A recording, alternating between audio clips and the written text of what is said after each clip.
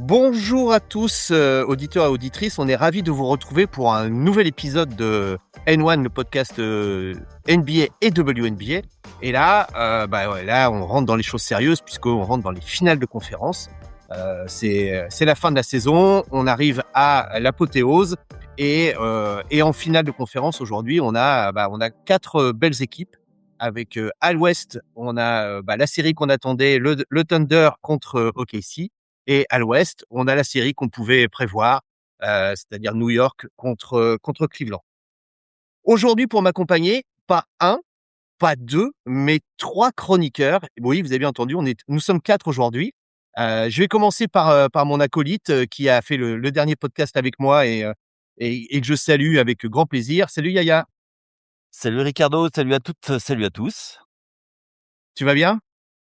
Ouais, ça va. Après, il y a 2 affreux Jojo, mais qui sont avec nous, mais prêts à en découdre. Non, mais la bonne nouvelle, Yaya, c'est qu'on les a retrouvés. Je veux dire, il y a des auditeurs et des auditrices qui nous ont envoyé des messages pour nous dire où était Chris, caché derrière ses menhirs en Bretagne. Donc, on l'a retrouvé. Donc, Chris nous rejoint aujourd'hui. Salut, Il Chris. nous a envoyé des pigeons voyageurs pour montrer qu'il était encore vivant. Alors, je salue tous les auditeurs et toutes les auditrices du podcast N1, mais je ne salue que. Et notre quatrième acolyte, vous le connaissez. Vous le connaissez surtout si vous écoutez les podcasts sur les WNBA parce qu'il est avec nous toutes les semaines. Ou le C'est, Cirque du Soleil. c'est c'est le deuxième supporter des Lakers de l'équipe, donc le deuxième qui a un brassard noir sur le bras en ce moment. Salut Tom. Bonjour messieurs, je suis tellement heureux d'être parmi vous aujourd'hui, tellement heureux Ricardo que ce soit toi qui anime ce podcast et d'avoir Chris avec moi pour pouvoir encourager, supporter et pousser vers la sortie notre ami Yannick. Bon, écoutez, je pense que ce podcast va être mémorable. Va être mémorable parce que quand je vois la couleur de Yannick sur la vidéo, puisque moi j'ai la chance de voir son image, il est un tout petit peu blanc, les amis, je dois vous l'avouer. Je pense il commence déjà à craindre un tout petit peu pour ses Knicks préférés. Mais on va pas commencer par les Knicks, les garçons. Je vous propose qu'on commence par la finale de conférence de l'Ouest, c'est-à-dire, on l'a dit, OKC contre San Antonio. Bon, c'est la finale qu'on attendait, en tout cas qu'on espérait. Les deux équipes sont au rendez-vous. C'est quand même une finale qui va voir s'opposer le MVP, puisque Shai a été élu MVP cette nuit et on l'a appris de la bouche de Shams Charania qui nous a envoyé le message. Victor est le meilleur défenseur de l'année à l'unanimité. On a le meilleur sixième homme aussi sur le parquet. Bref, on a une finale de conférence qui promet. Et la première question que j'ai envie de poser, c'est à Chris. Est-ce que finalement, OKC est-ce que les Spurs ont les moyens de matcher contre OKC dans cette finale? S'il y a une équipe à l'Ouest et même j'ai envie de dire pour pousser un peu, peut-être même en NBA qui peut aller les matcher pour répondre à ta question, je vais dire que c'est les Spurs. Alors après, je pense qu'on va prendre le temps de tout décortiquer ou en tout cas d'analyser certains points. Mais là, pour répondre à ta question, oui, en termes de joueurs, en termes de polyvalence, en termes de rotation, en termes de profondeur, même pourquoi pas en termes de coaching aussi. Sur pas mal d'aspects, les deux équipes se ressemblent. C'est pas pour rien non plus que toute la saison, on les a mis en bugne à bugne, ces deux équipes-là. Alors attention, moi je mets tout de suite un bémol. Les matchs et les résultats de saison régulière, on va les prendre avec de très très grosses pincettes par rapport à ce que ça va être là sur ces finales de conférence en play-off. Mais on sait qu'il y a aussi une animosité depuis des années. Vous en avez parlé dans le podcast hier avec Yaya. Holmgren et Wemby depuis des années et des années, on les fout en concurrence, etc., etc. Et ils sont en concurrence entre eux. Donc bref, oui, pour te répondre, je pense que les Spurs ont beaucoup d'atouts pour aller au moins titiller le Thunder et même pourquoi pas faire plus que ça. T'en penses quoi, toi, Tom? Moi, c'est la série sur le papier qui m'excite le plus. C'est la série que je voulais voir dans mes différents brackets. C'est la série que j'avais mis en finale de conf. Donc, je suis aligné sur mes pronos et sur mes envies. C'est deux des groupes les plus jeunes de la NBA et c'est deux des groupes les plus excitants. T'as l'équipe la plus forte contre ce qui semble être son plus gros rival à l'instant T et pour les années à venir. T'as des duels dans le duel. Chris en a parlé. Tu vas avoir du SGA qui est double MVP et qui potentiellement pourrait devenir très rapidement l'un des plus grands joueurs de l'histoire s'il enchaîne double MVP et double bague avec un double MVP des finales, ce qu'il est capable de faire le Coco. Et en face de lui, tu as d'ores et déjà ce qu'on pourrait apparenter à l'un des plus grands défenseurs de l'histoire, alors que ça fait même pas 3 ans qu'il est en NBA. Le mec est MVP et DPOY unanime à 22 ans. Il, Là, il nous a montré aussi sur ses playoffs, et on en reparlera notamment contre les Wolves, qu'il est capable de mettre l'aspect offensif de côté et se concentrer sur la défense. Et quand il le fait, bah, c'est tout simplement effrayant, en fait, parce qu'il est beaucoup trop fort. Donc, ça va être pour moi l'une des séries les plus intéressantes à analyser. Et j'ai vraiment hâte qu'elle commence. J'ai vraiment hâte d'être à cette nuit.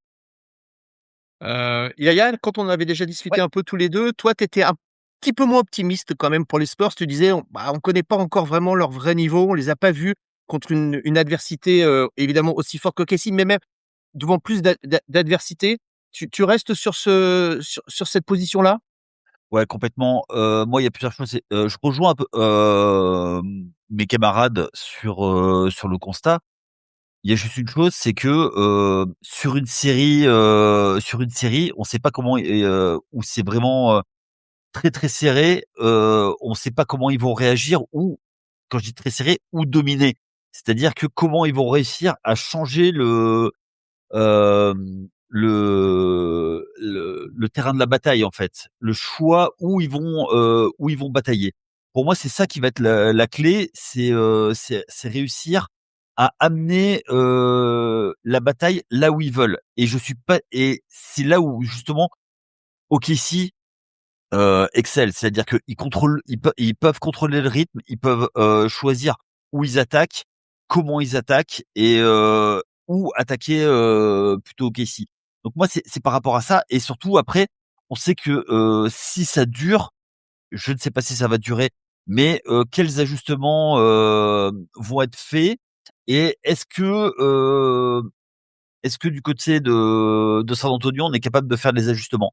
Je pense que oui, mais je suis pas sûr que, loin dans les rotations, on ait la même qualité que OKC. Alors, on n'a peut-être pas la même qualité, dans les rotations du côté Spurs, mais Chris, les Spurs, Mmh. ils ont quand même 6 joueurs en moyenne à plus de 10 points dans les playoffs. Ça veut dire que Ouais. finalement la marque est pas concentrée sur Victor? Non, mais attends, Ah, excusez-moi, notre ami Chris avait juste une petite quinte de toux, c'est pour ça il a j'ai eu coupé un son trou dans micro, la mais gorge. ça y est, Une petite on l'a flush. retouché. On l'a retrouvé. Non, mais oui, oui, pardon. Bah, ça, j'ai trop chanté avec les menhirs, tu sais, donc du coup, bah, j'ai perdu la voix, tu vois? Référence au C'est un podcast tri d'hier, évidemment. C'est c'est un Donc c'est du tribut de ouais. coup Dada.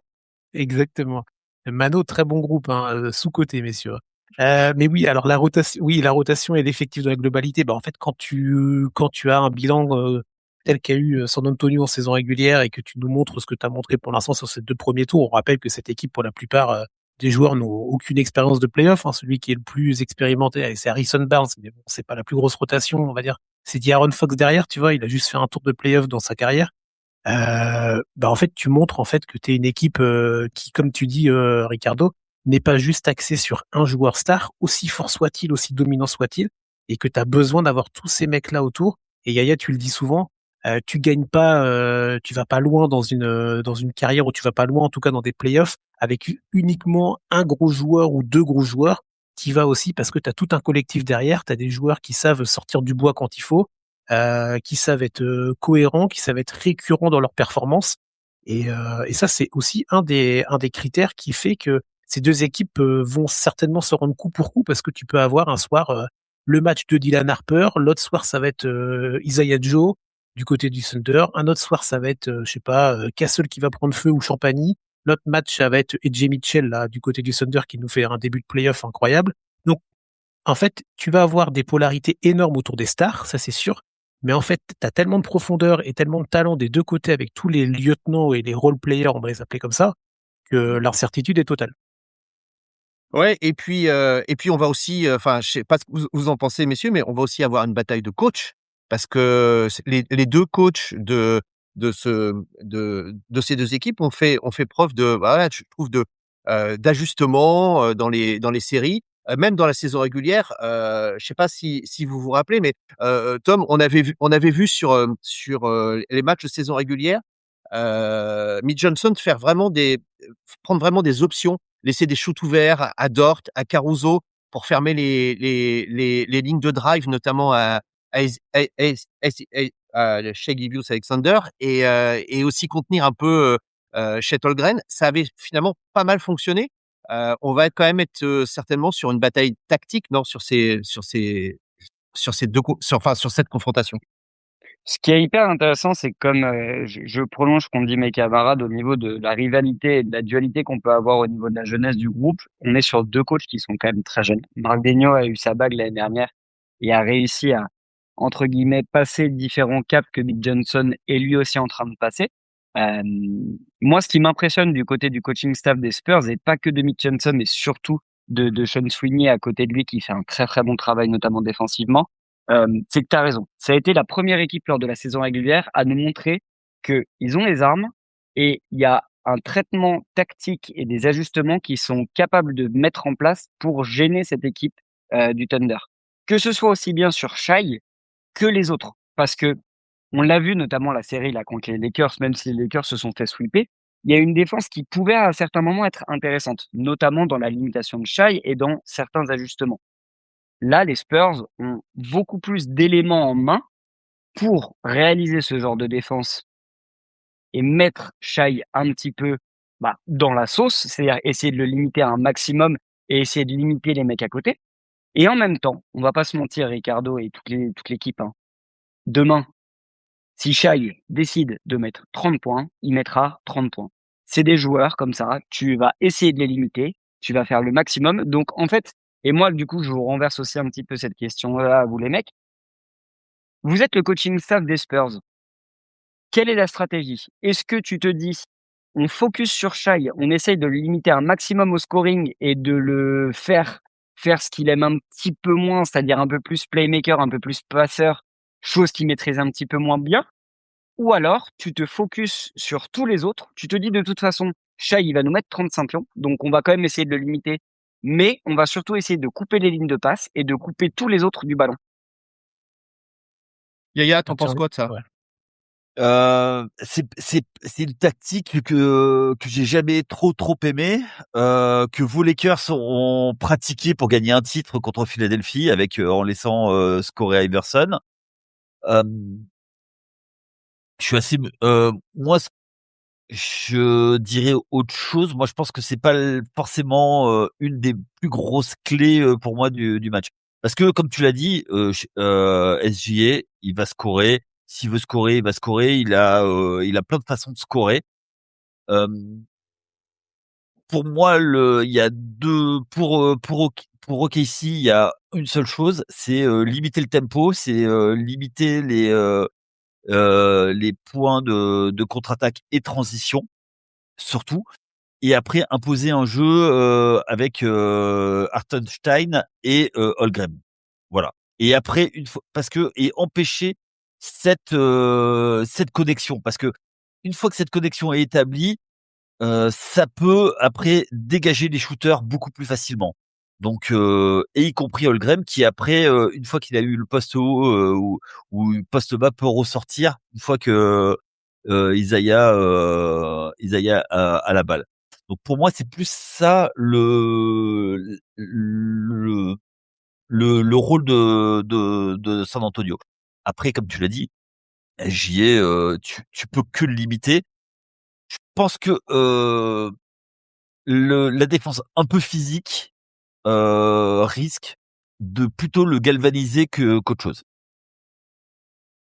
Ouais, Chris, moi j'aimerais bien avoir ton avis sur Shai. On a lu, on a entendu qu'il fait pas, pour l'instant des playoffs, extraordinaires, qu'il est un tout petit peu en dessous de son niveau. Ses stats sont pas au niveau de ce qu'il fait en régulière. À ton avis, c'est parce qu'il s'est un peu ménagé ou parce que, finalement, en playoff, les défenses en face ont proposé des choses un peu plus consistantes, commencent à mieux lire son jeu et s'adapte un peu plus. On a vu JJ Redick vraiment faire des options tactiques en défense sur Shai pour limiter son impact. Est-ce que tu penses que c'est lié à ce qu'on lui oppose ou que bon finalement il a pas besoin d'en faire beaucoup plus pour que OKC soit en finale de conf? Est-ce qu'on peut juste rappeler les scores des 2 séries précédentes pour Oklahoma City? 4-0, 4. 4-0 et 4-0 peut-être? Bah voilà, donc peut-être aussi La que réponse est là, tu crois? bah la réponse est un peu là. Alors oui, attends, JJ Redick a proposé des tentatives d'ajustement, des trucs et on a été les premiers. Je sais que Tom aussi, t'en avais parlé sur ta chaîne où tu saluais le travail de Redick. Mais au bout d'un moment, tu peux pas en fait. Là, pour l'instant, chez Gilgeous-Alexander, il a pas nécessairement besoin d'hausser son rythme, son niveau de jeu en fait. Il fait ce qu'il sait faire, il le fait très bien et il a surtout une équipe autour de lui avec, c'est une armée donc qu'est-ce qui va aller s'embêter à nous sortir des grosses perfs quand il a rien? Je reprends, AJ Mitchell. Vous avez vu les playoffs que sont en train de nous faire le Belge là pour l'instant, AJ Mitchell, c'est incroyable en fait ce qu'il fait. Et tous les soirs, tu as un mec qui sort du bois, alors lui en particulier, il nous a fait un deuxième tour vraiment, chaque match, c'était de mieux en mieux. Et donc voilà, moi pour répondre à ta question, de mon point de vue, chez Gilgeous-Alexander n'a pas eu besoin d'hausser son niveau pour l'instant. Là, je pense qu'il va devoir peut-être un petit peu plus cravacher, mais j'ai pas de doute que pour rejoindre ce que disaient Tom et Yaya, il va aller planter ses points, il ira sur la ligne, il va faire du chez Gilgeous-Alexander, qui est double MVP en titre. Et j'ai pas trop d'inquiétude pour lui. Et moi, ces critiques-là, je pense que c'est plus parce que il faut faire parler, il faut sortir des chiffres, il faut sortir du papier plus qu'autre chose, tu vois. OK. Messieurs, je vais vous proposer un petit jeu que j'aime beaucoup, vous le savez. C'est le jeu des pronostics. Sur cette finale, allez, je vais commencer par Tom. Sur cette finale, Tom, c'est quoi le score de la finale de conférence à l'Ouest? Écoute, je maintiens ce que j'ai donné moi je vais maintenir le prono que j'ai donné depuis le début des playoffs et que j'ai donné sur Coast to Coast. Les Spurs vont aller en finale NBA. Les Spurs vont aller en finale NBA. Je donne Waouh, la dinguerie que Tom nous annonce là, les amis auditeurs, auditrices. Tom nous annonce donc les Spurs en finale NBA. Je rappelle quand même que c'est leur première saison de playoff, que ils ont, à part 2 joueurs, quasiment personne dans leur effectif qui a joué les playoffs, que ils ont un effectif hyper jeune. Et Tom nous annonce qu'ils vont sortir le champion en titre, le double MVP, et que OKC va Quel rentrer à la maison. Et ton score? C'est quoi ton score? 4-2. Et le pire, c'est que je vous l'annonce dans la plus grande des sérénités, hein. Donc Ah, en gros, les Spurs terminent à la maison. Les Spurs finissent à la maison 4-2. Mm. Et En fait, il gagne pourquoi lequel? Il gagne lequel à OKC? ouais. bah, je me demande s'ils vont pas prendre le premier. Ouais, souvent Ok. c'est ça, OK. hein. Souvent c'est ça, tu vas aller prendre le Je me, premier, t'as fait le ouais, boulot et je me demande s'ils vont Yaya, pas prendre le premier, ouais. Yaya, t'en attends, penses juste, quoi, toi? attends. Oui, oui, vas-y, Je vas-y, me Chris, vas-y, vas-y. non, non, je me permets juste parce que tu disais, Tom, toi, depuis le début des playoffs, donc genre au début du play-in et tout, tu voyais cette finale-là? J'ai dans mon bracket, ma finale de Ouais. base, c'était Spurs Celtics. Ok, mais tu voyais quand même Thunder Spurs. Ok, donc pour l'instant, toi, Je voyais Thunder Spurs en finale de conf et je suis toujours parti sur mon 4 de Spurs en finale de conf. ok, Je pense ok. que je me gourre complètement, mais je me dis, je l'ai annoncé au début, je vais pas changer comme Oui, ça en non, fin de c'est playoff. clair, c'est clair. Yaya? Euh, je suis tellement mauvais en prono. 4-1 OKC. 4 ans OKC. Donc en gros, ils prennent les 2 premiers, ils prennent les 2 premiers à la maison, ils vont chercher le 3e à San Antonio, San Antonio en prend un, ils finissent tranquilles. Ouais. Je sais, en fait, si tu veux, c'est vraiment parce que j'ai un petit faible pour San Antonio, mais je les vois tellement faire un 16-0 OKC.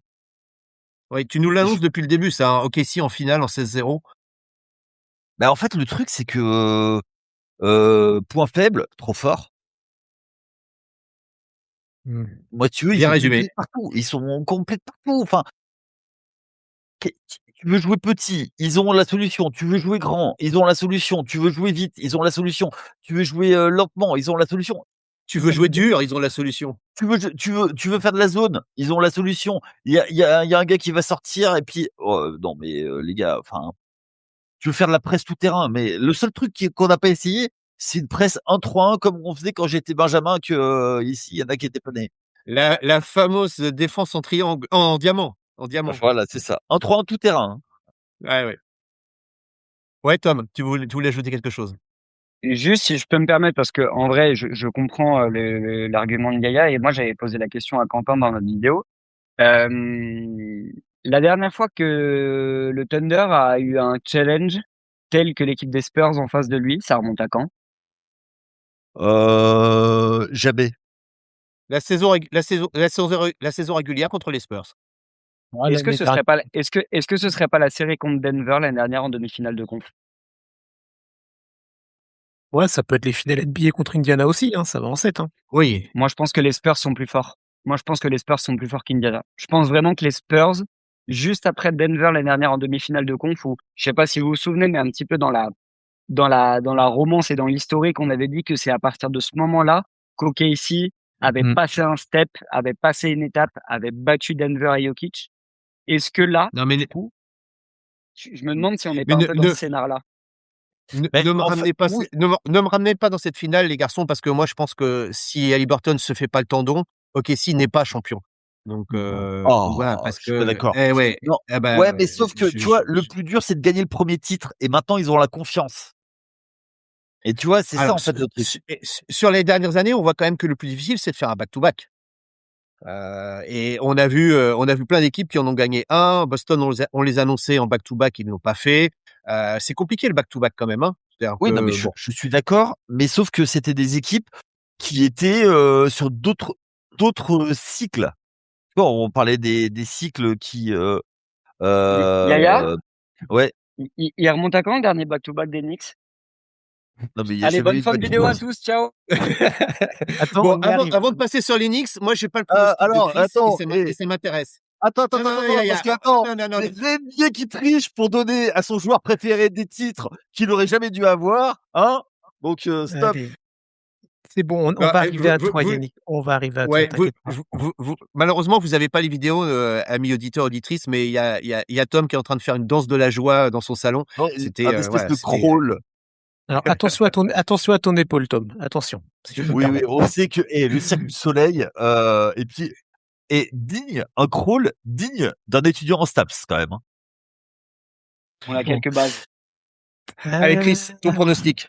Bah, c'est franchement, Yaya, tu m'as un peu piqué mon prono. Je voulais sortir une grosse cote avec le 4-1 là. Ce que je pense vraiment, je l'ai dit tout à l'heure en introduction là de mon propos.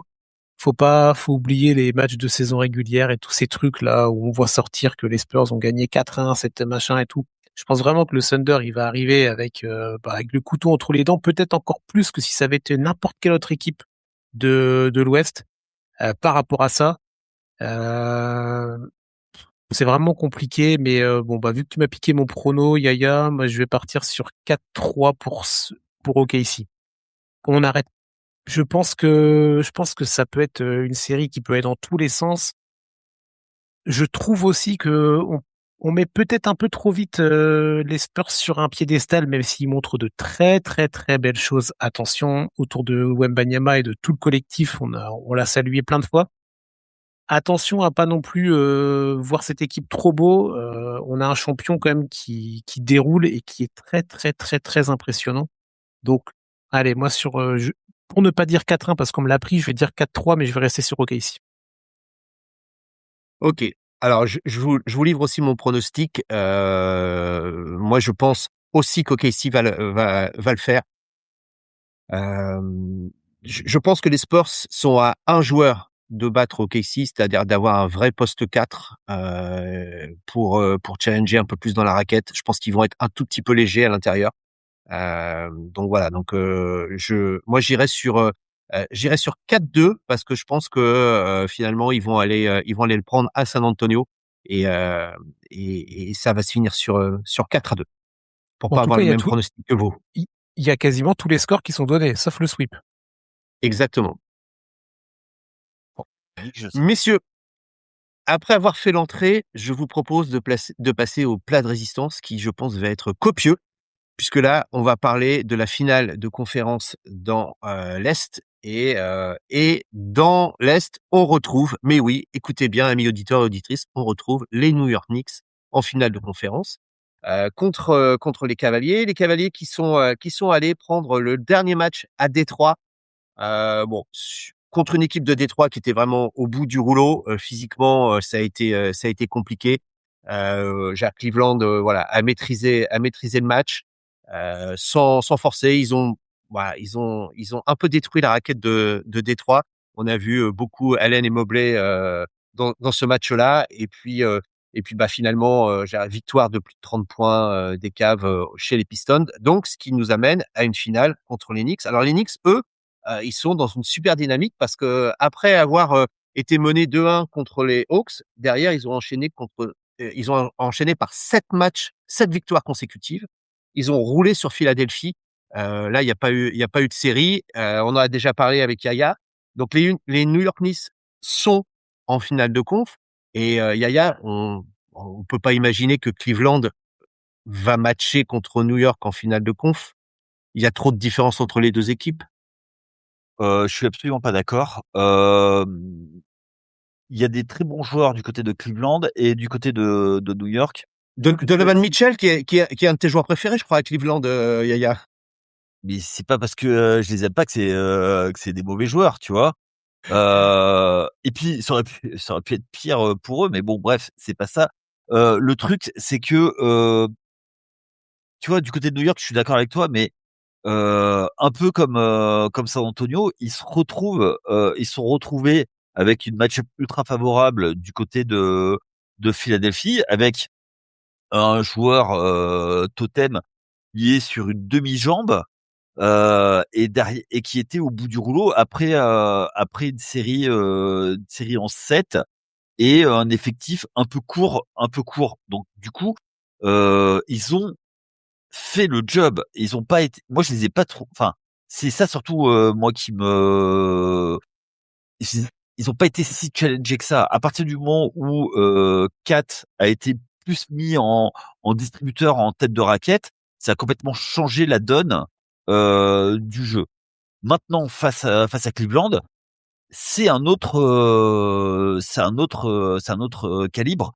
Faut pas oublier que depuis l'arrivée de James Harden, ils sont sur une toute autre dynamique. Euh, donc il faut voir. Et après, il y a un match dans le match. C'est Brunson contre Donovan Mitchell.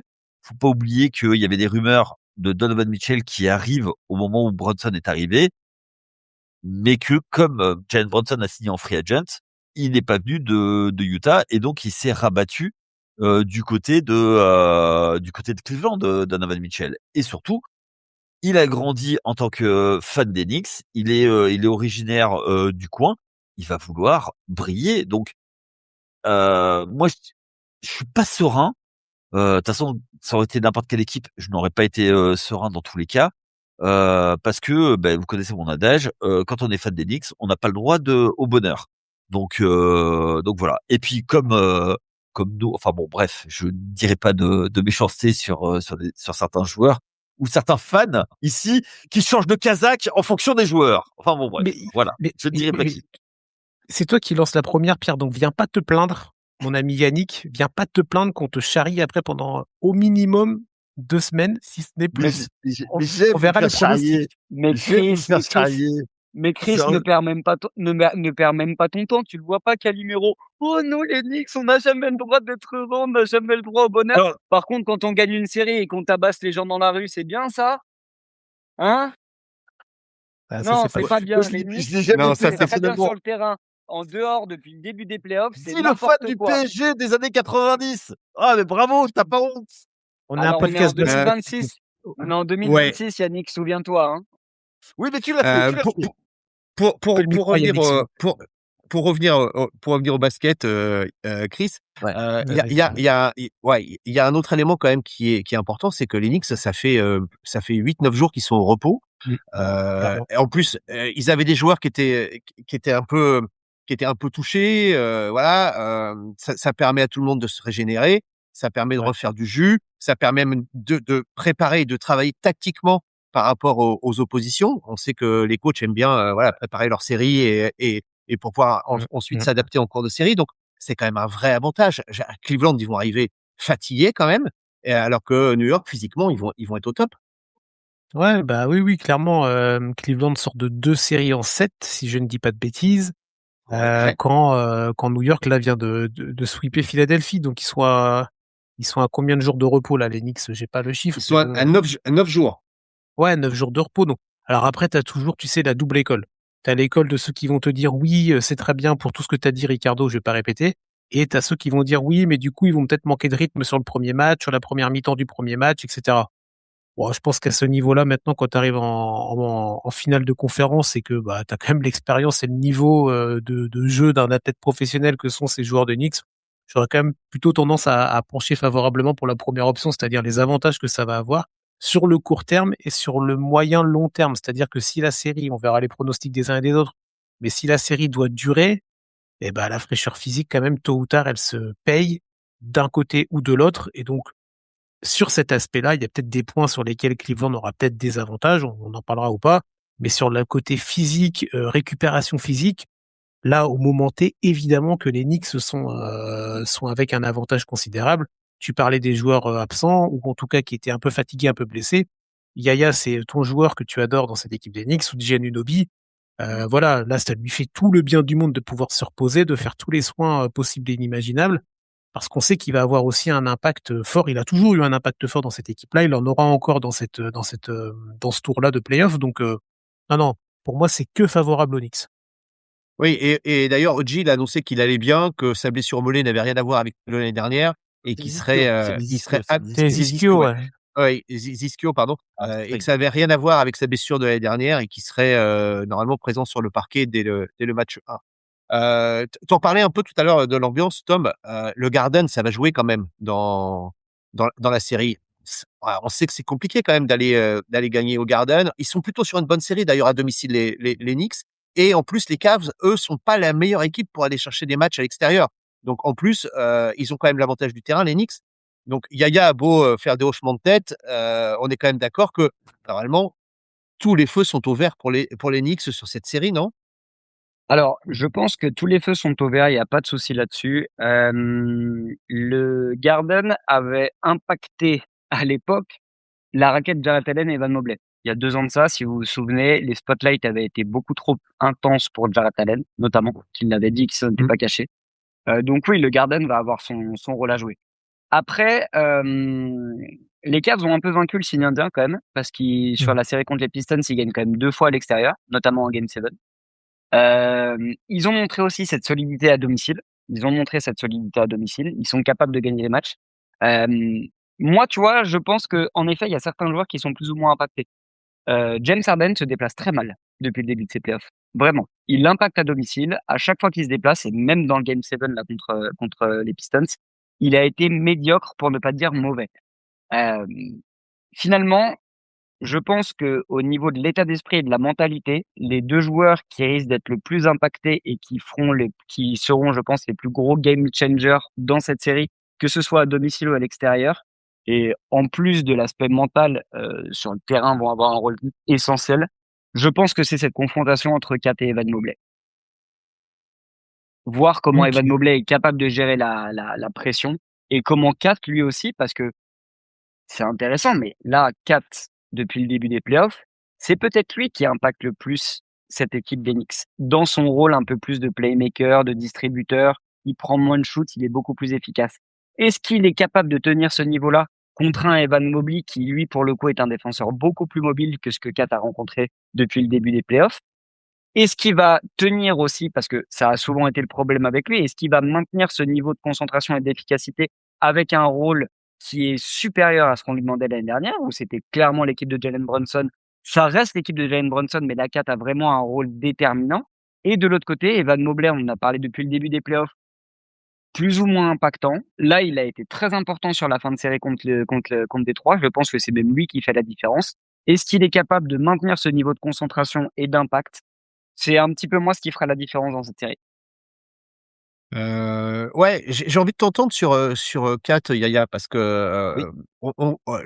déjà, il fait une série où il est hyper adroit, il est hyper adroit à 3 points, sur un volume un peu plus faible que ce il a l'habitude de prendre, parce que là, j'ai regardé les stats, il est à plus de 48 à 3 points. Ça fait besoin. Ouais, c'est le meilleur passeur de l'équipe. Aujourd'hui, C'est possible. est-ce que en début de playoff et même en début de saison, on aurait pu se dire que Kat aurait été le meilleur passeur de cette équipe de New York? Je suis pas sûr. Il a quand même changé son jeu. En tout cas, Mike Brown lui a demandé de changer son jeu. L'a mis quand même un peu plus, ce que tu disais, un peu plus en hub. Ouais. Et on voit quand même que ça a un vrai impact sur le jeu offensif de New York quand même. Mais en fait, c'est la raison pour laquelle Mike Brown est arrivé, en fait. L'année dernière, c'était Iso Brunson sur Iso Brunson. Ça, c'est limite. Donc, on est amené, il est arrivé Mike Brown pour donner une académie de jeu. Et je trouve que effectivement, ça a été caché beaucoup dans la saison. Ça a été fait par moment. Mais dès qu'il a la balle en tête de raquette, si tu veux, vu qu'il a un shoot à 3 points, vu qu'il est capable de pénétrer, vu qu'il est capable de s'arrêter, de prendre des pull-ups, et il peut vraiment être impactant, et c'est ça, et surtout jouer sur les coupes. Il a une très bonne vision de jeu, donc moi je pense que c'est plutôt pour ça que Mike Brown est arrivé, c'est-à-dire pour arriver à faire cohabiter les deux stars. C'est-à-dire avec un Brunson qui va lâcher la balle sur un pick and pop, et après va les couper, et va revenir chercher la balle après. Et s'il y a besoin en fin de match d'une ISO, Brunson il aura. Mais tu vois, c'est plus par rapport à ça. Après, il n'y a pas eu besoin de prendre beaucoup de shoots. Il n'a pas eu beaucoup besoin d'être sur les matchs, parce qu'il y a eu beaucoup de blowout au premier tour, et au deuxième tour, il y a eu 2 matchs. Il n'y a pas eu tant de matchs serrés que ça. Donc oui, il y a eu un faible niveau de shoot, mais ça s'explique parce que peu sur le terrain. Il y a un autre joueur, je pense, dont il faut qu'on parle dans cette série, c'est Michael Bridges. Mmh. Moi, je trouve que on a retrouvé le Bridges de Phoenix, un joueur qui est hyper efficace, notamment au pick and roll, qui en défense, voilà, a retrouvé aussi un meilleur niveau que ce qu'on avait pu voir l'année dernière. Je trouvais qu'il avait du mal à se situer, même dans le système défensif de Thibodeau. Là, je trouve qu'on a vraiment retrouvé le joueur qu'on aimait beaucoup à Phoenix, Chris. Ouais, ouais, ouais, clairement. On s'était posé pas mal de questions, hein, sur Michael Bridges, depuis son arrivée, tout ça. Tu l'as dit, là, je trouve que dans la série contre les Sixers, alors certes, il y a eu sweep, tout ce que vous voulez, mais on a quand même retrouvé du Michael Bridges, pardon, dans le texte, comme tu disais, du côté de Phoenix à l'époque, des deux côtés du terrain. Et moi, c'était vraiment cet aspect-là que j'ai trouvé intéressant dans son jeu. Il a très bien défendu sur Tyrese Maxey en particulier. Donc il l'a plutôt éteint, ou en tout cas il l'a bien limité, il l'a bien emmerdé pour me permettre cette expression-là. Donc déjà de ce côté-là, c'est très intéressant, parce qu'il va quand même avoir il va avoir 2 postes arrière aussi à devoir gérer. Alors il sera pas seul, attention évidemment, Avec Hart. mais ouais, mais évidemment il y aura Hart, il y aura lui. Je pense qu'Anunoby va aller se frotter un petit peu de temps en temps, tu vois, pour proposer une autre alternative en défense. Mais en tout cas, Bridges, il va faire partie des joueurs qui vont être au bune à bune avec soit Harden, soit Mitchell, ou ce sera peut-être plus Mitchell pour le coup. Bon, bref, on verra. Mais au-delà de ça, défensivement, je pense qu'il a retrouvé aussi de la valeur, et lui, pas de l'intérêt, mais voilà, il s'est retrouvé dans la série précédente. Et même en attaque, hein, je regardais un petit peu ce qu'il a fait sur la série contre les Sixers. Il est à 17,5 de points de moyenne sur la série, 3,5 rebonds, 3,5 passes, bon, très bien, mais il est surtout à 63,8% d'adresse générale sur la série. Donc, il a retrouvé son shoot, il a retrouvé sa mécanique, il a retrouvé son adresse. On sait que l'adresse au basket, ça va, ça vient. On va pas vous apprendre ça aujourd'hui en finale de conférence. Mais je pense que c'est le meilleur moment pour lui, parce qu'on sait très bien, Yaya t'en a parlé, il y a du Karl Anthony Towns, il y a du Brunson, il y a moins de dépendance à Brunson, et ça c'est cool.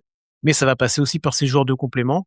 Et Bridges, il est aussi là pour faire passer les Knicks, les faire enfin passer ce cap, et de retourner en finale NBA. Parce que, tiens Yaya, je veux bien que tu me redonnes la date des dernières finales NBA, s'il te plaît. C'était le siècle dernier, non?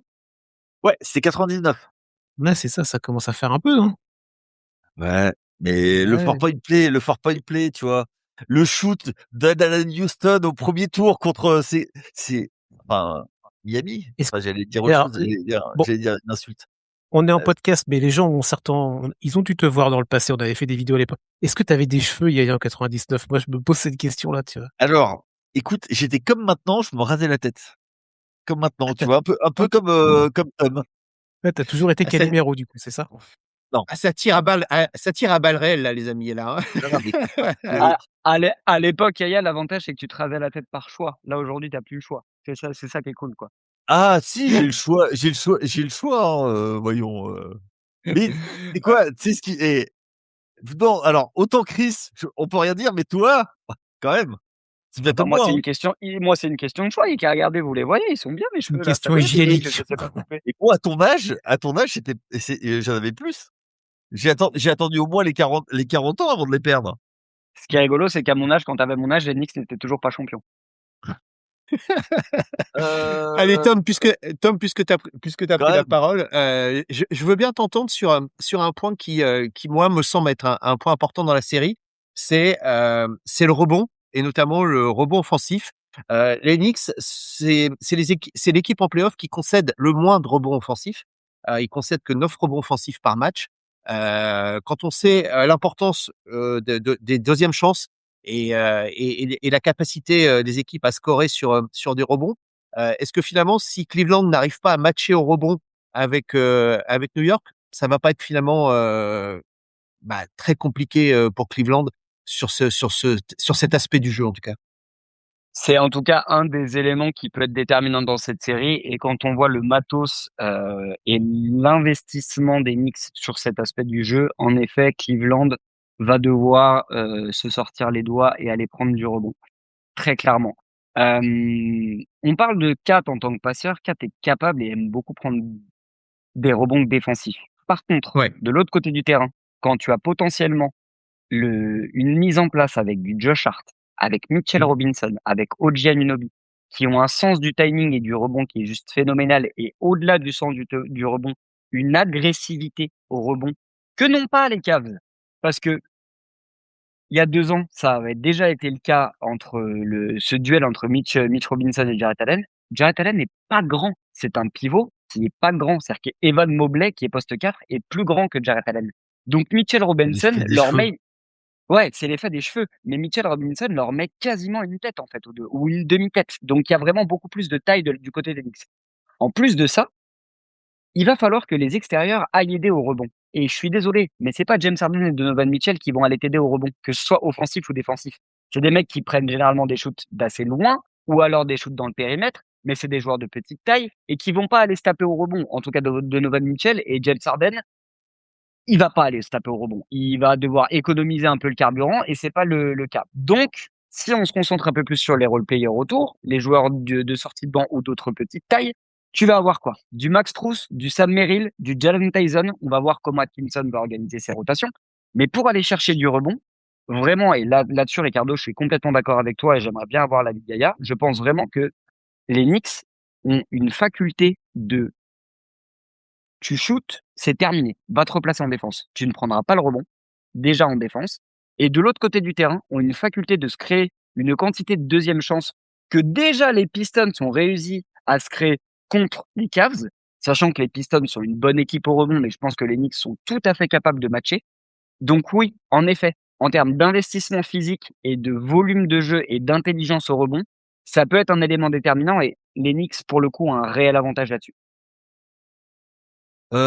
Avantage, je suis pas forcément super d'accord. Tu m'aurais dit que ils ont 3 ailiers capables de switcher sur tout et de défendre de 1 à, enfin, allez, on va dire de 1 à 5. Je t'aurais dit oui. Du coup, aller au rebond, le rebond est beaucoup plus collectif du côté de New York, mais justement parce que ils sont quasiment à 4 rebonds offensifs comme défensifs, et puis ils impactent beaucoup. Et mais après, je suis plus d'accord dans le sens où t'as des Harden qui est pas si petit que ça, mais qui est feignant comme tout au rebond, et que ça n'intéresse pas du tout. Ça l'intéresse d'aller au rebond s'il a 9 rebonds pour faire son triple double, quoi. Donc et puis Donovan Mitchell non plus, ça l'a jamais intéressé, tout cet aspect. on sait que Donovan Mitchell, il a le syndrome du terrain penché et que vers l'attaque. Donc je pense que ça va être plus un état d'esprit et je suis pas sûr que Cleveland ne l'ait pas gagné au fil des tours. Cet état d'esprit en se disant, ok, même on a besoin d'être un peu plus solidaire et je pense qu'ils l'ont peut-être découvert justement sur cette dernière série. Chris, moi j'ai envie de t'entendre sur un autre point qui pour moi va être un point crucial de cette finale, c'est l'adresse extérieure de Cleveland. Ouais. Ils ont une équipe d'artilleurs, que tu prennes Harden, que tu prennes Max Strus, Donovan Mitchell, Sam Merrill, ils sont quand même très bien équipés à l'extérieur. Finalement, est-ce qu'on est d'accord que le salut de Cleveland va passer par l'adresse dans cette finale? Alors non, pas que, parce que je pense que quand tu arrives à ce stade-là, même pour l'autre preview qu'on a faite, tout se joue pas sur un seul aspect ou sur un seul critère, mais ça rentre en compte évidemment.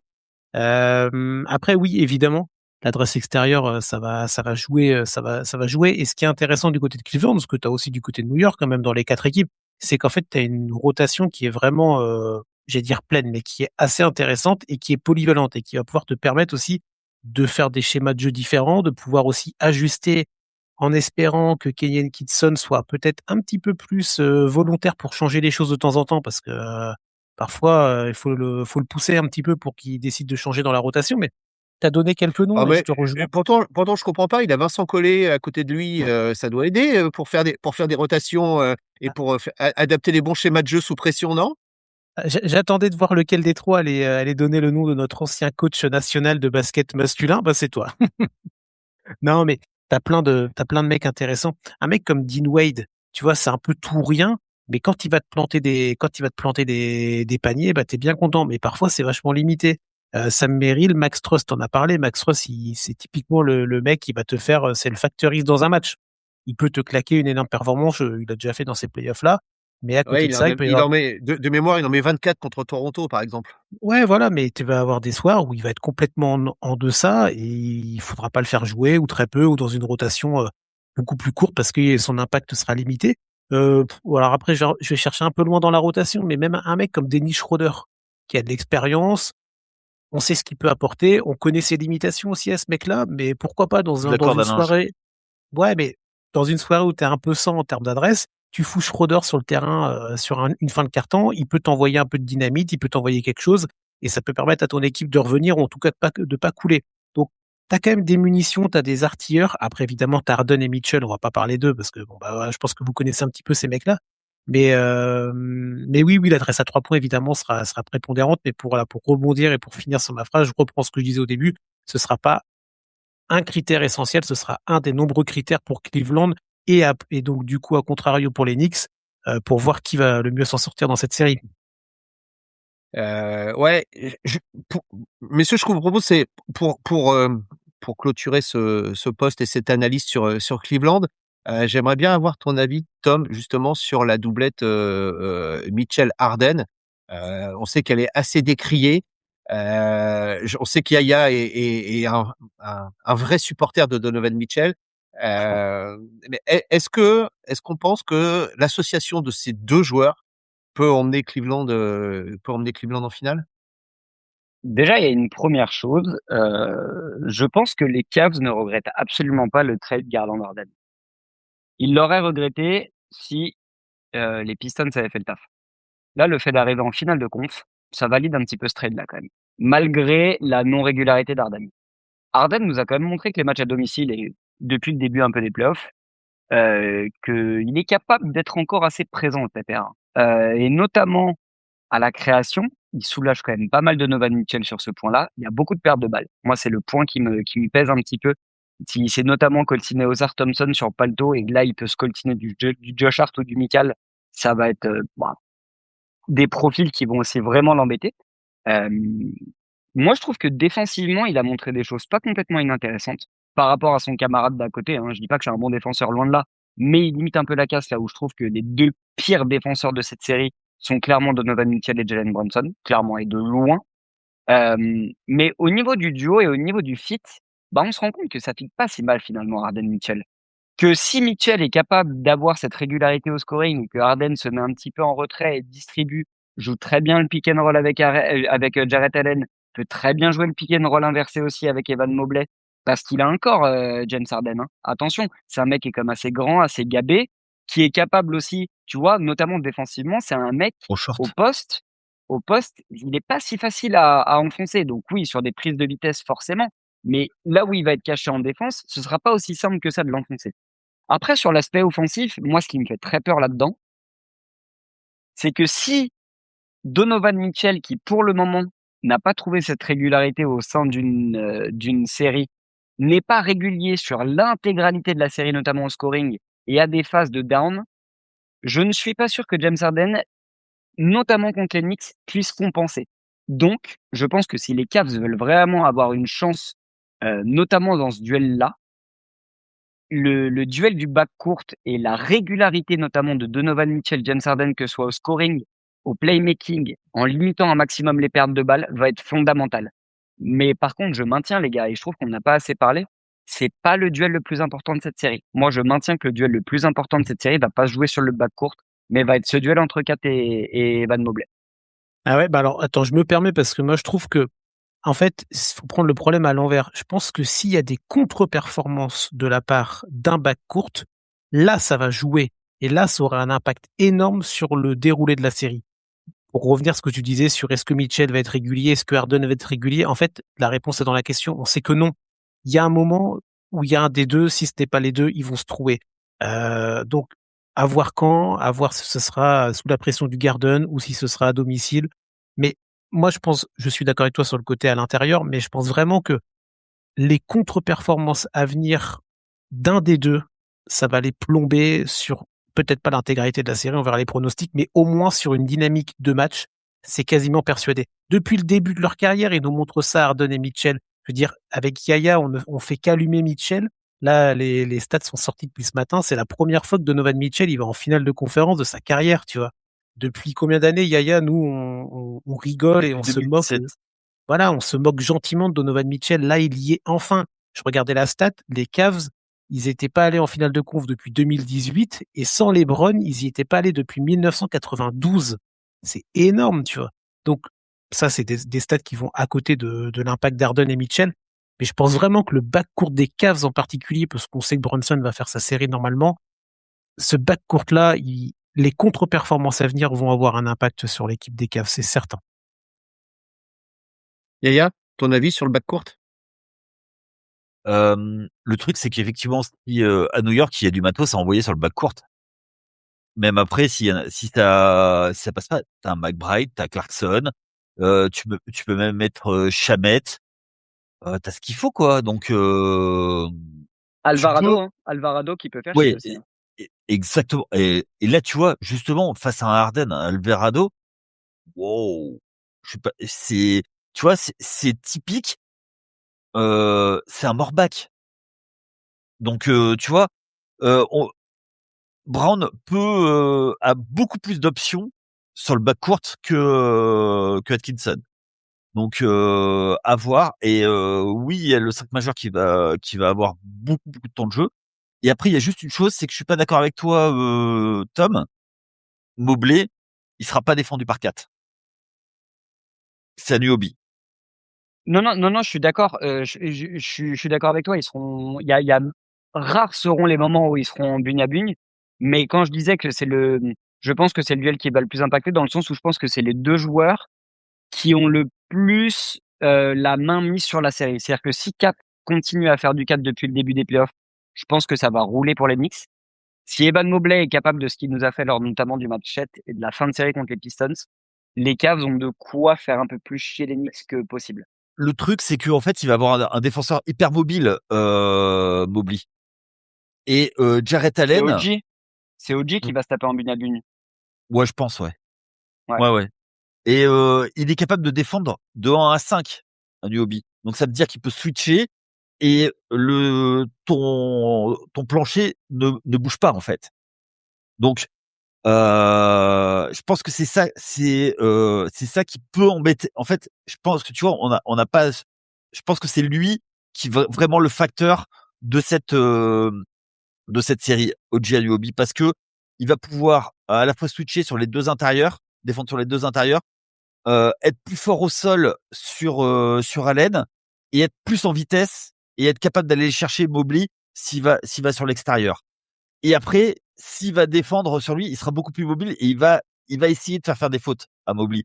Et l'objectif, ça va être de le sortir du match et de lui faire ces 2 fautes dès le premier quart-temps, dans les 5 premières minutes du quart-temps, pour le sortir de l'équation. Tu Et penses là, que du coup, Kat, ils vont Kat, ils vont l'envoyer directement en bune à bune sur Jarrett Allen? ouais. Bah, parce que sinon, Tu vois, tu le fais défendre sur qui? bah ouais, sur Mobley à l'extérieur, il sera pas à l'aise, mais tu vois, je me dis que s'il est envoyé en bune à bune, en fait, sur Jarrett Allen, excusez-moi, messieurs, on fait un tout petit peu long là-dessus parce que je pense que c'est un truc qui est assez élémentaire. C'est que, on l'a dit, les Cavs ont quand même tendance à très bien jouer le pick and roll avec Jarrett Allen et James Harden. Si James Harden a l'intelligence d'envoyer Kat sur du pick and roll là où on sait que c'est vraiment son point faible défensivement sur le côté recover un pick and roll. Comment tu laisses qui flotter derrière un petit peu, en fait? Une fois que En Kat est pris safety? dans l'écran? Ouais. En C'est safety? Josh Hart que tu laisses en safety? Non, OG? parce que Mikal? Mikal, Ok. parce que en fait, Brunson va défendre sur l'ailier.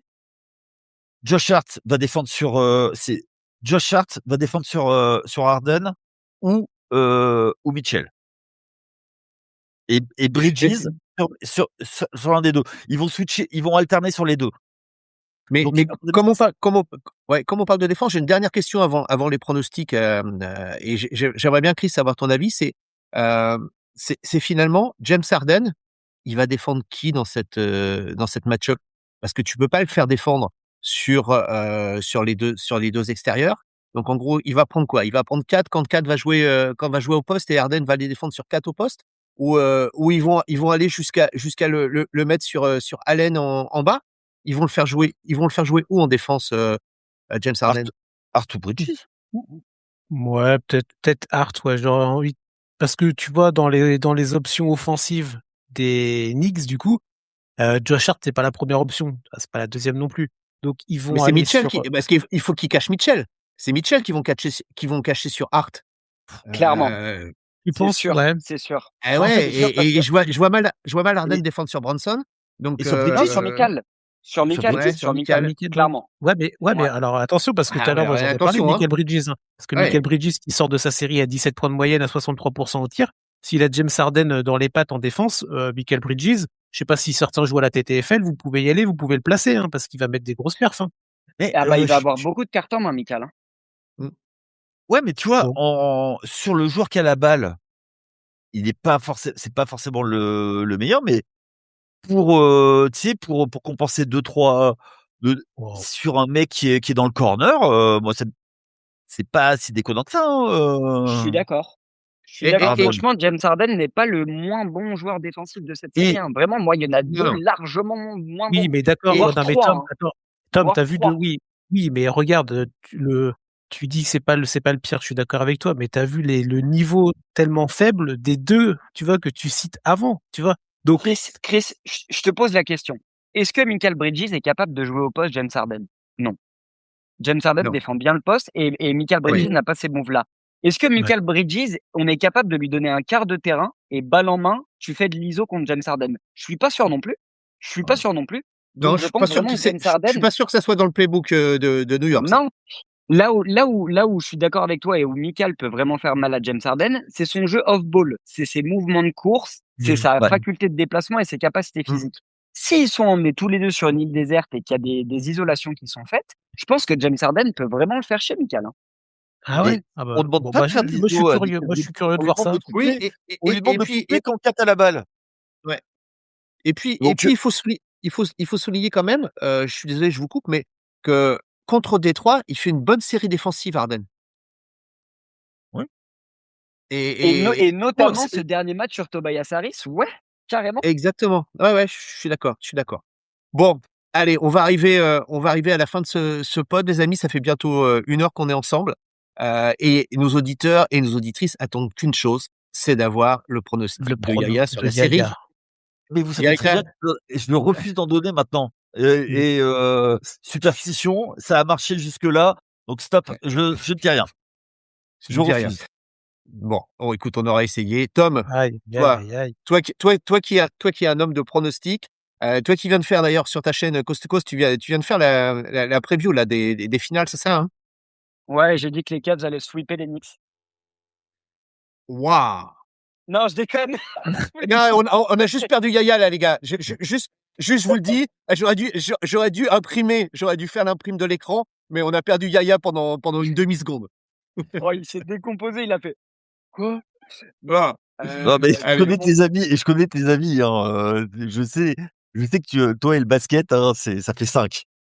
Bah et franchement, au niveau des pronos, je suis pas trop cata depuis le début. C'est la première fois au niveau des playoffs que je suis pas trop cata. Ça commence à devenir inquiétant. Alors, C'est pas fini, fais attention. on est Mmh. impatient d'avoir tes pronos là.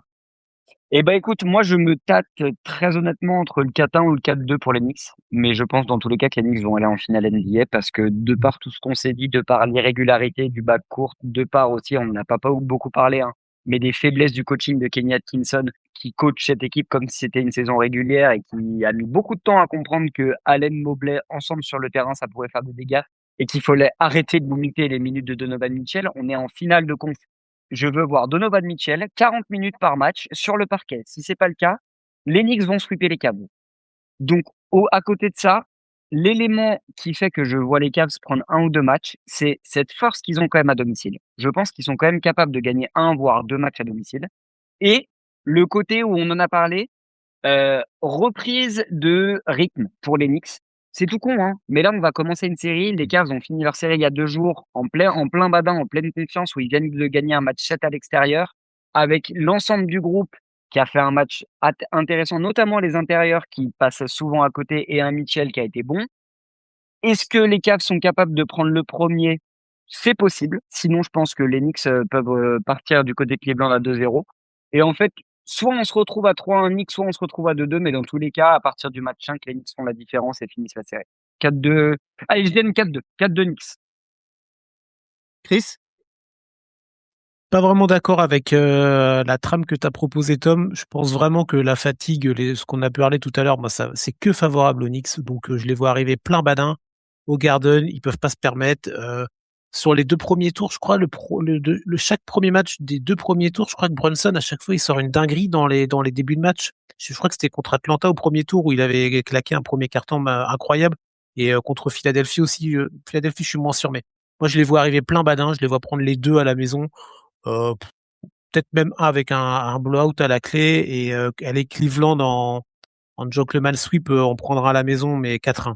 4-1 et franchement, tu vois, faut pas oublier les tours précédents quand même. Et Cleveland, combien de fois contre Toronto, on s'est dit, ah putain, mais ils vont quand même pas perdre contre Toronto. Rappelle-toi, Tom, sur ta chaîne, t'avais eu Shai qui avait pronostiqué Toronto sur le premier tour. Au début, tout le monde avait rigolé et à un moment, on se disait, ah bah en fait, peut-être que, tu vois, on était au premier tour des playoffs.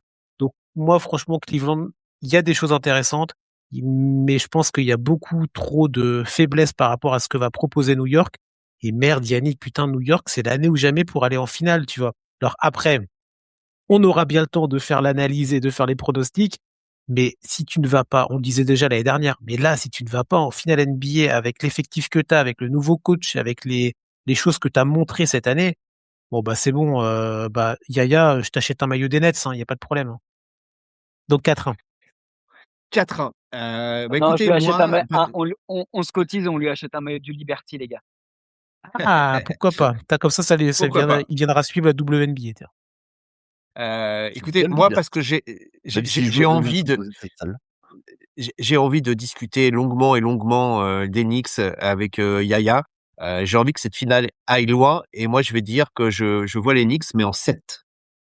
Oh, ah ouais, c'est de la grosse cote. Attends, je vais aller Oh, voir. merci pour ça, merci pour ça. Regardez Oui, Yannick, il vient Toi, de faire un t'en petit veux 7, AVC, là. t'en veux moi 7 matchs. j'en veux 7, j'en veux 7 parce que je veux pouvoir avoir des rendez-vous réguliers avec Yaya et débriefer des victoires, des Mais on peut défaites, s'appeler des si tu veux. voilà et et faire partager ça à nos auditeurs et nos auditrices. Je pense Alors, que ce faut sera des savoir grands que moments nos de podcast. Donc voilà. alors, Donc je c'est le moment c'est le moment je vois New York en 7. c'est le moment d'annoncer à nos auditeurs que tu es représentant en Prozac, Xanax et tout ça et que tu veux m'en refourguer. Alors non, bah, attends, Ricardo, on rigole, mais je regarde un petit peu ce que proposent les sites de paris en ligne. Le score le plus probable, c'est le 4-1 New York, tu vois. Mais le Ouais. 4-3 New York est la deuxième cote la plus probable, hein. Donc tu vois, finalement, Comme quoi. Parce Et que puis de toute façon, parce que ça finit parce que le match 6 oui, est à si, serait à Cleveland. l'extérieur. Oui, oui, ouais, oui. Mais bon, bien sûr. après, est-ce que ça compte toujours autant aujourd'hui domicile extérieur? C'est un autre débat, mais Ah, Bah, sur cette série-là, on voit quand même que voilà, il y ok. a, New voilà, York en a c'est un laissé peu. passer un contre Atlanta quand même, hein. Ouais, ils Atlanta. en ont laissé passer un seul. Après, voilà, ils ont Mais voilà, mais après, ils ça gagnent déroule. derrière. Donc, Depuis Ouais, mais New York, ça déroule. ouais, mais arrêtez les gars, vous avez vu contre qui c'était? Non. Ah bah attends, ah oui, c'est clair que Atlanta, Philadelphie, c'est sûr que c'était pas non plus non, la panacée. mais tu vois, Et je me surtout dis que ouais, sur les matchs à domicile, avantage du terrain Onyx quand même, ça on a oublié de le dire, mais avantage du terrain, alors que tu es 3e, c'est un peu inespéré donc et ouais. non, mais je me dis que voilà, à domicile, Cleveland, ils peuvent faire le jeu, que voilà, que peut-être que Mitchell, finalement, le fait de se retrouver maintenant en finale, d'avoir cassé cette barrière-là, va aussi le libérer un peu plus, et que ça va lui permettre de mieux gérer cette tension-là. Donc voilà. Et puis j'ai envie, je sais pas, j'ai envie que cette série soit serrée, j'ai envie de voir du basket et j'ai envie de voir des matchs intéressants entre ces deux équipes. Tom, tu voulais ajouter quelque chose? Ouais, un des éléments dont vous venez de parler et dont on n'a pas du tout parlé, les finales de conférence à l'ouest, numéro 1 contre numéro 2, à l'ouest, pardon, et à l'est, numéro 3 contre numéro 4. Donc déjà, de 1, la saison régulière, ça compte. Et de 2, est-ce que c'est un échec pour les Pistons et les Celtics ou en fait juste parce qu'on l'avait tous dit un peu tous dans nos médias différents et vous l'aviez dit aussi sur N1, est-ce que cette finale Knicks-Cavs, c'est pas celle qui était attendue en début de saison? Non. Donc ça va. Ah, en début de saison. Peut-être En début Ouais, de saison, si, en début de saison, si. si, je pense. Début de Et, saison. Si, et En si, du cours coup, de début de saison, saison, non. oui. Mais, ouais. Et du coup, sur le papier, je trouve qu'on retrouve un petit peu ce qu'on souhaitait en début de saison, de par les blessures à Boston, à Indiana, à machin et tout. On retrouve ce Knicks Cavs qui était sur le papier les deux effectifs les mieux préparés pour cette saison. Et du coup, dans ce côté-là, ça me fait dire que Ricardo, ton 4-3, il n'est pas complètement con. Il n'est pas complètement con parce que ça peut être une série longue. Les Cavs ont montré qu'à domicile, même si Détroit a pris un match, c'est quand même pas facile de gagner des matchs là-bas. Que les Knicks, vous avez parlé un petit peu tout à l'heure aussi de l'adresse à 3 points. Les Knicks n'ont pas été forcément hyper adroits à 3 points sur le début des playoffs, ont pu compenser ailleurs. Peut-être que là, contre les Cavs, il faudra être un peu plus adroit. Donc, tu as quand même pas mal d'éléments qui font dire que c'est pas impossible que la série soit longue. Malgré ça, je pense quand même que les Knicks sont là. ouais. Bon. Ben écoute, on dira que c'est le mot de la fin. Merci beaucoup, messieurs, Oh pour voilà. non, non, donne le mot de la fin à Yannick, s'il te plaît. Yaya, mais oui, évidemment. Mais Alors, on donne le mot de la fin à Yaya. jusqu'à la fin de la saison, le dernier mot pour Yaya. En tout cas, jusqu'à que les Knicks soit Alors Cool de partir. avant de laisser Yaya clôturer le pod, juste, dire à nos auditeurs et nos auditrices qui nous retrouvent, cette semaine, jeudi, on va enregistrer le post de WNBA vendredi et peut-être, Ricardo. Vendredi plutôt plutôt. vendredi. D'accord. Non, Plutôt alors vendredi. on enregistrera vendredi et on verra, quand est-ce qu'on pourra le poster, soit vendredi après-midi, soit samedi. Vous nous Ah retrouverez en tout non, cas sur non, ah non. Il sera disponible vendredi matin, c'est ça que je veux dire pour les gens. oui, OK, excuse-moi, c'est moi qui me suis trompé. Donc disponible pour nos auditeurs et nos auditrices vendredi matin et avec Tom et avec Chris, on vous parlera un peu de voilà, de ce qui se passe en WNBA. On a vu plein de choses. On a vu un match absolument dingue hier soir entre les Aces et Atlanta et on vous racontera tout ça, dès le milieu de la semaine. Donc Yaya, le mot de la fin est pour toi. Que le meilleur gagne. Ouais, je pense Ah, qu'on peut pas mieux faire. Pierre de Coubertin sort de ce corps. Oh là là. Ah non, non, Oh non, non, oh Pierre de là Coubertin, il là. a pas dit ça. Non, mais Oui, les bon, gars, modestie. je ne bouge plus d'une oreille, je dis plus rien, je bouge plus, je touche du bois en permanence. Non, non, mais Ah, les gars, quand il faut ouvrir sa bouche sur les autres, Ah, on est c'est là, mais par clair. contre, quand il faut les Caca tenir un culotte. petit peu et donner un prono, on est qu'à numéro. Mais de toute façon, tu l'as dit. dites-le tout de suite, hein. Si vous perdez, vous allez trouver une raison. Non, mais l'arbitrage était pas gentil. Non, mais la météo n'était pas au rendez-vous. Non, mais en fait, les Cavs sont beaucoup plus forts. Ça va être quoi l'excuse cette année? L'éclairage au Garden? Arrête tes Une bêtises. inondation du parquet? Une inondation au Au sixième cinquième étage. Cinquième étage. Oh. Aïe, aïe, aïe. Ah là là là. Mais de toute façon, les amis, on est quand même tous d'accord que New York a absolument pas le droit de le perdre, celui-là. Ah bah oui, Oh, mais mais on c'est cette disait année. ça l'année Faut y dernière aller. aussi, donc non, non, Faut y non. aller. Ouais, mais Ça, si ils ont pas Donovan le droit. Mitchell, si Donovan Mitchell Voilà, sort son Mitchell équipe. sort New York. Non, mais alors là, mais Yaya, tu vas Oh, devoir. Eh ben, tu sais Si quoi? en Je 2 trouve ans, un Michel, je trouve un Michel et je le eh, bolosse, tu vois? Et Yaya, direct, je le boulaye. si en 2 ans vous vous faites sortir par Tyrese Haliburton qui fait le shrug et Donovan Mitchell, oh là là là là. Ça Oh, serait le très mix. cinéma, popcorn pour toute la Non, mais France. on n'a pas parlé vous avez parlé rapidement et je relance un peu là-dessus, mais du Madison Square Garden, mais tout le monde veut gagner au Madison Square Garden. C'est la plus grande salle, donc tout le monde veut aller là-bas parce que ils veulent pas aller jouer dans les petites salles, tu vois? Genre, Regarde, ça y est, qui changent de nom, il qui commence à changent de nom. chercher Il les commence excuses. déjà, il commence à Tu vas chercher regarder, il exactement. commence à chercher les excuses. Mais on sait Mais aussi qu'il y a regarde, des joueurs que le ouais, on sait aussi qu'il y a des joueurs que le Garden a complètement éteint et Tom l'a dit, bien justement tout à l'heure. Bah oui, on connaît quelques joueurs de Cleveland qui se sont un peu brûlés les yeux au Garden. Donc ça peut jouer dans les 2 sens, Yaya. Donc voilà, oui, non, mais bien sûr, bien sûr. ça peut aussi jouer pour New York. Messieurs, merci beaucoup. Je vous souhaite à tous les 3 une très bonne après-midi, et puis, bah, on se retrouve très vite sur les antennes de d'N1, pour les podcasts NBA et WNBA. Ciao. À très vite, ciao.